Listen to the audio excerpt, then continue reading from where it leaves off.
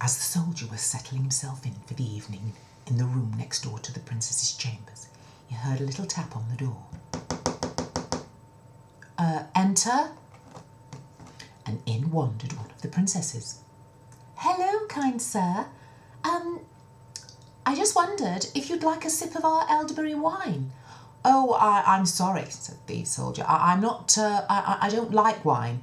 Oh, said the princess, it's no ordinary wine. It's a special wine. We make it ourselves. We'd be so offended if you didn't take a little drink with us. We always have a little drink just before we go to sleep. Well, the soldier thought if he didn't, he would arouse suspicion.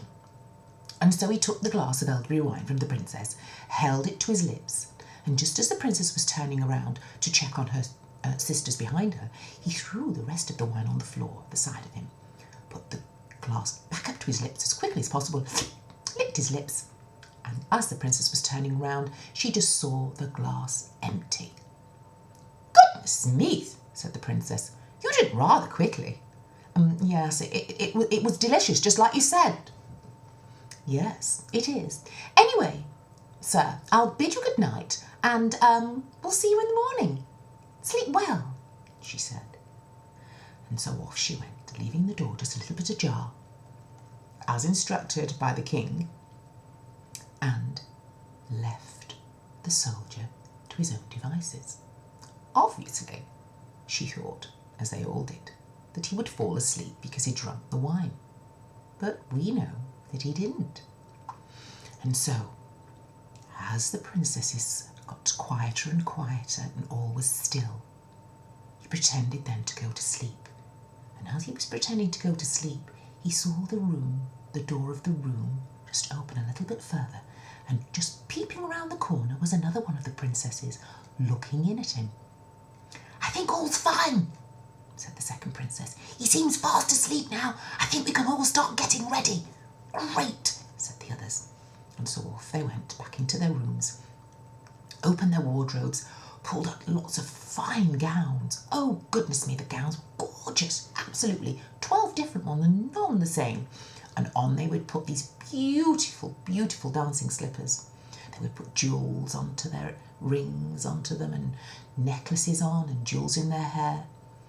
And all of a sudden, one of the eldest ones stood by her bed and clapped her hands. As she clapped her hands, well, you'd be amazed. One of the beds just sank right into the floor. Really, right into the floor. And opened up, and there was a staircase that went down and down and down underground. Well, the soldier was watching, and as he saw them going down underground, he flung over his magical cloak that the old lady had given him and tiptoed behind them as they went down and deep, deep down under the castle. He accidentally stood on one of the robes of the last princess, who was the youngest. And she shouted out really loudly, "Oh my goodness, I think someone's behind me." And everybody turned round and looked behind them. "There's no one behind you." But somebody stood on my dress. I know it. "Oh, goodness me," said the eldest one. "You're always thinking there's someone behind us. You're always nervous. It happens every time we go. No one's behind you. You must have caught in your dress on a nail. Now come along." And so they kept going down and down and down until they came to the bottom of the steps. The bottom of the steps, there opened up a wood, and they wandered through this beautiful wood with trees and shrubs and flowers. And they weren't ordinary trees and shrubs and flowers. They were covered, yes, covered, but covered in gold and jewels. Oh, to the amazement of the soldier, he was beside himself. He couldn't believe it.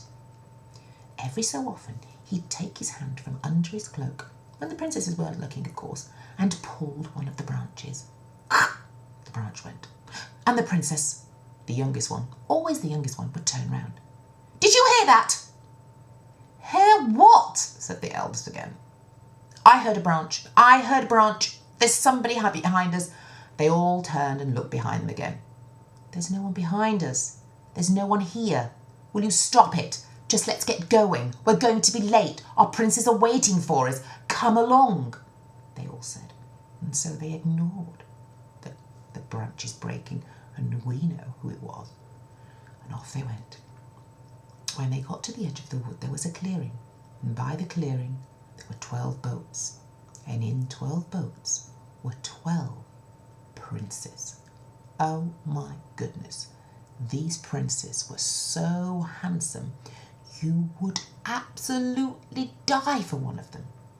And each prince stood up in his little boat, held out his hand, and offered it to a princess.